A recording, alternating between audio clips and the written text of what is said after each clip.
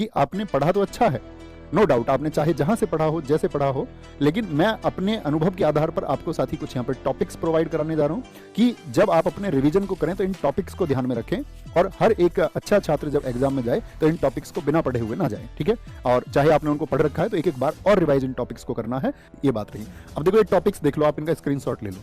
सबसे ज्यादा मेजर है आपका आर्ट वाला सेक्शन पूछे जाने का। आर्ट का मतलब जो भारत की साथी कला एवं संस्कृति है।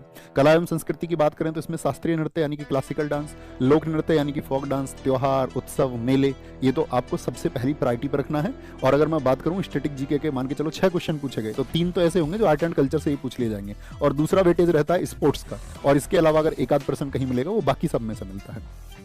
तो आप लोग अवार्ड्स को देखना एक बार ध्यान से। आपका जो अवार्ड का आपका जो भी सोर्स है, आप बुक से पढ़ते हो या आप ऑनलाइन पढ़ते हो, तो आप अपने सोर्स में देखें कि मैंने जो अवार्ड्स अब तक पढ़े थे वो मुझे रिवाइज कर लेने हैं।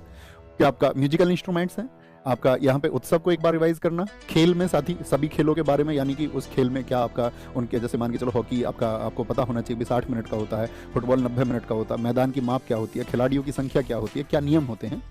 यूनेस्को साइट आपको क्लियर होनी चाहिए। यूनेस्को साइट में साथी वो किस ईयर में लिस्टेड हुई है ये भी आपको पता होना चाहिए, यानी 43 साइट को बड़े ध्यान से देखना है। आपका रामसर साइट को आपको देखना है। खिलाड़ी से मतलब होता है कि कौन सा खिलाड़ी हाल ही में साथी बहुत फेमस रहा। जैसे मैं आपको बताऊं दिल्ली पुलिस में क्या हुआ था कि खिलाड़ी फेमस भी नहीं था, तब भी मान के चलो कहीं स्टेट के लिए खेल रहा था तो उसको भी पूछ लिया था। तो कुछ क्वेश्चन तो एग्जाम में ऐसे होते हैं जो अनएक्सपेक्टेड होते हैं, आप चाहकर भी उनको नहीं कर सकते। बात क्लियर है स्टैटिक जीके का, स्क्रीनशॉट लेके रखें। करंट अफेयर्स में क्या क्या करना है, अभी हाल ही में जो अपॉइंटमेंट हुए, मैं आपसे हमेशा कहता हूं करंट अफेयर्स को बहुत पहले मत पढ़ा करो कि 1 साल पहले से पढ़ रहे हैं। रिसेंट में जब आपका एग्जाम आने वाला हो तो उससे 1-2 महीने पहले आप उसको पढ़ें। तो क्या बोलेंगे, जितने भी अपॉइंटमेंट हैं खेल से संबंधित, अभी हाल ही में कोई ट्रॉफी हुई है, मान के चलो कभी आपका लास्ट वाला आईपीएल हुआ, या आपका वुमेन प्रीमियर लीग हुआ लास्ट वाला, या आपका कोई भी गेम है जो रिसेंट में हुआ, उसका डेटा आपको पता होना चाहिए। किस मंत्रालय ने कौन सा कार्यक्रम चलाया है हमारे देश में, कि वो किस मिनिस्ट्री द्वारा चला है, ठीक है। योजनाएं सारी पता होना चाहिए आपको, सेंट्रल गवर्नमेंट ने जो शुरू की है। कुछ स्टेट की योजनाएं भी पूछ लेता है कि ये बहुत चर्चित हो, अगर आपका स्कीम है तो किस स्टेट में लॉन्च हुई है आपका। चर्चित व्यक्ति कौन होते हैं, या तो साथी जो दुनिया के सामने अवार्ड बन पाया हो, या कोई विशेष काम किया हो, या सबसे इंपॉर्टेंट हाल ही में निधन हुआ। जैसे मान के चलो अभी निधन हुआ आपका, एक आकार में बात करूं जो हमारा एक बात थे, तो जाकिर हुसैन जी से उनको कौन-कौन से अवार्ड मिले, जाकिर हुसैन जी के बारे में क्या इंपॉर्टेंट हो सकता है वो आपको पता होना चाहिए। इसी को बोलते हैं जाकिर हुसैन जी को आपको अवार्ड, तो आपसे क्वेश्चन पूछ लेगा, आपने 5 साल पुराना करंट अफेयर्स पूछ रहा है, तो वो इसलिए करंट अफेयर्स नहीं पूछ रहा है क्योंकि ये चर्चित रहे तो इनसे रिलेटेड पूछता है। ओके, पद्म में कहूं इन टॉपिक्स के बिना मत जाना। ओके, ऐसा नहीं कि भैया मैंने तो सब कुछ छोड़ दिया था, सिर्फ 4 टॉपिक में पढ़ के गया था, ऐसा तो नहीं करोगे ना, ऐसा नहीं करना है। इकोनॉमिक्स में साथी करेंसी से रिलेटेड भी, करेंसी आपका मुद्रास्फीति क्या होती है, या आपका मुद्रा का मूल्यन कितनी बार हुआ है, उस टाइम पे आरबीआई के गवर्नर कौन थे, प्रधानमंत्री कौन थे, राष्ट्रपति कौन थे, पता होना चाहिए। 5 ईयर प्लान के बारे में आपको पता होना चाहिए। आरबीआई की स्थापना से लेकर के आरबीआई के कार्य क्या है, आरबीआई के कार्य, चाहे वो मॉनेटरी पॉलिसी बनाता है, मौद्रिक नीति बनाता है, उसमें कितने सदस्य होते हैं, जो केंद्रीय निदेशक बोर्ड होता है, नोट पे भाषा, लैंग्वेज, नोट पे साइन, 1 रुपए के नोट पे किसके साइन होते हैं, नोट का कलर, नोट की डायमेंशन, ठीक है। और आपका आरबीआई, और आरबीआई के साथ में जो आपका अन्य बैंक है, यानी कि जो नेशनलाइज बैंक है आपके 12, उनके बारे में, उनका राष्ट्रीयकरण पहली बार 1969 में हुआ, दूसरी बार 1980 में हुआ, तो उनके बारे में आपको जानकारी होनी चाहिए। ग्रीन रिवॉल्यूशन के बारे में, first phase and second phase, Bharat सरकार की योजनाएं, ये मैंने अभी बताया आपको पीछे। जीएसटी के बारे में अच्छे से पढ़ के जाना कंप्लीट। नेशनल इनकम क्या होती है, जो नेशनल इनकम समझोगे तो जीडीपी भी आप समझ जाओगे। नेशनल इनकम, जीडीपी, जीएनपी, इनकी आपको डेफिनेशंस, इनके फॉर्मूले आपको पता होने चाहिए। फुल फॉर्म ज्यादा तो एक बार और रिवाइज करेंगे।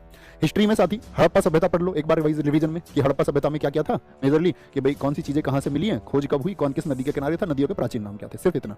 फिर आएंगे वैदिक सभ्यता में, वैदिक सभ्यता में यानी कि वेद कौन कौन से थे, किस वेद में क्या लिखा गया है। फिर आएंगे वंश और राजधानी, ये बहुत इंपॉर्टेंट है, किसी भी वंश की राजधानी कौन सी रही है, या उस वंश का संस्थापक कौन रहा है, जीडी में बहुत ज्यादा पूछा जाता है। महाजनपद 16 थे, उनकी राजधानी आपको पता हो, महाजनपद 16 थे, उनकी राजधानी आपको पता होनी चाहिए। सम्राट अशोक के बारे में जानकारी होनी चाहिए आपको, कि उनका 13वां शिलालेख बड़ा महत्वपूर्ण था, अशोक के क्या नाम थे, ठीक है। जैन धर्म और बौद्ध धर्म के जो सिद्धांत हैं, या इनके संस्थापक यानी महावीर स्वामी जी और आपका महात्मा बुद्ध के बारे में आपको पता होना चाहिए।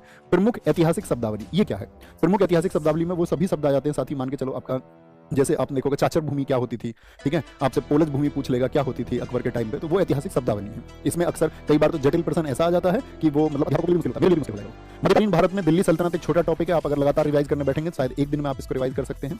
मुगल काल आप एक दिन में रिवाइज कर सकते हैं।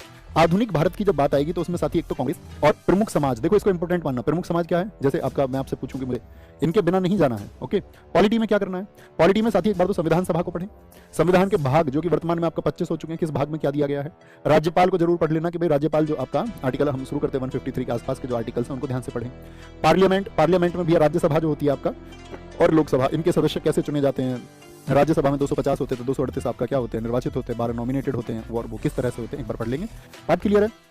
पॉलिटी के बाद में आते हैं ज्योग्राफी पर। ज्योग्राफी में भारत के पड़ोसी देश, जिसको हम स्टैटिक जीके में भी पढ़ चुके थे कि भारत के पड़ोसी देश के बारे में क्या पता होना चाहिए, पड़ोसी देश की राजधानी क्या है, वहां का खेल कौन सा है, नेशनल गेम कौन सा है वहां का, वहां की सबसे लंबी नदी कौन सी है, वहां की सबसे ऊंची चोटी कौन सी है। ये 4 डेटा तो आपको पता होना चाहिए। 5वां डेटा उस देश की करेंसी क्या है, इसके बारे में।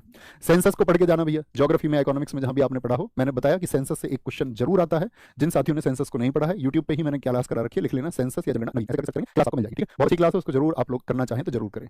बायोस्फीयर रिजर्व जो साथी हमारे 18 हैं उनके बारे में। नेशनल पार्क हमारे कहां पर सिचुएटेड हैं, पूछ लेगा आपसे, जैसे मैं भी पूछ लूं आपसे, जरा मुझे बताइए मानस नेशनल पार्क कहां पर है, ऐसा क्वेश्चन पूछता है। प्रमुख संरक्षण एक्ट, भाई पर्यावरण, जलवायु आपका, ठीक है, या वायु संरक्षण को पूछ ले, जैव विविधता एक्ट पूछ ले, ये सब एक्ट पूछे जाते हैं।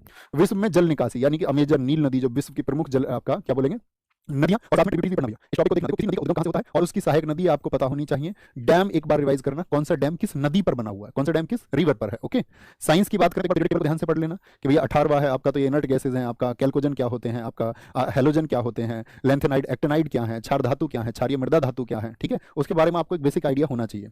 यूनिट यानी कि जिनके साथ ही अगर मैं बात करूं, मापन जो आपका मात्रक है वो आपको सबके पता होने चाहिए, ठीक है। मात्रक की शक्ति किस में मापी जाती है या दाब पास्कल में मापा जाता है, ये आपको पता ही होना चाहिए, ठीक है। उनके साथ में डायमेंशन भी देखना, विमा, मात्रक जानते होगे तो विमा बनानी आती होंगी।